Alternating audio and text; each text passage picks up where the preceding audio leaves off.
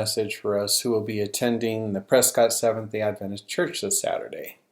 I hope you have already received the message that we are reopening church to experience worshiping together once again. Here are some of the reasons we believe this is the right time to reopen. 1, the COVID metrics in our county are dropping rapidly. The hospitalizations are down by over 70% from our peak a few weeks ago. Infections are down considerably and have been dropping for 4 weeks in a row. Death levels remain uncomfortably high, even though they are lower than they were before. But I think we can all agree that 30 per week is still 30 too many. Our 2-week positivity rate, that number that tells us how many people being tested are actually testing positive, is now at 16.5%. That is a huge improvement from the 43.6% rate it was at 3 weeks ago. It seems we have turned a corner with this virus. There's another reason this may be the right time.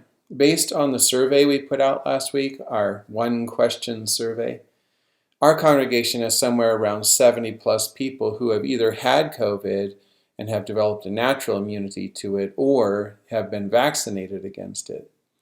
What that means is fewer and fewer people of us can actually get sick from it or spread it to others around, even if it shows up at church. Now, 70 people is not some kind of herd immunity, not for our size of congregation. So we are not all good now. It is still required to wear a face covering while in the building. The exception is Cooley Hall at 11:15 a.m. The worship gathering there is mask optional, only there. Everywhere else in the building, we have to have our face covered. Even people who attend that worship service, if you need to go to the bathroom or walk through the halls or whatever, we need you in a covering of some kind. Physical distancing is still required no matter where we are in the building.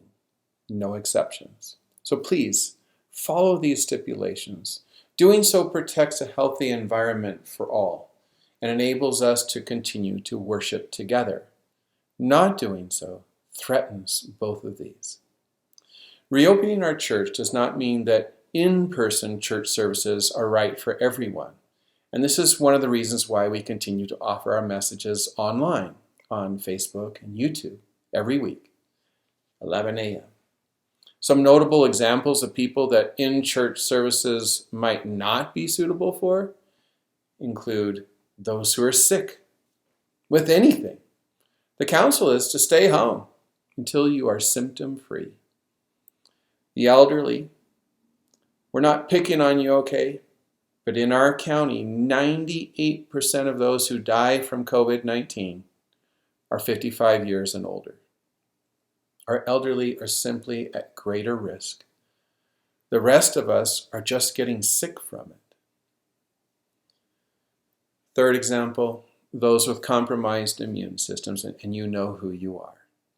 Please, if you are one of these people, find an alternative way to be with people. Small groups and small gatherings remain very, very appropriate, but keep it under 10. One last thing. It would be very helpful for us to know if you have either had COVID or have been vaccinated against it. If you have and haven't yet told us, send an email to Carol Swinier or me to let us know. This is strictly confidential, but it would be helpful to know because it could really help us determine what changes to our protocols are appropriate and yet still be able to maintain optimal safety measures for all who come to our church. Well, I hope this brief message finds you well, and I hope we can meet in person at church. I miss you, and I know God has huge blessings for us as we come together again in His name. May God be with us all.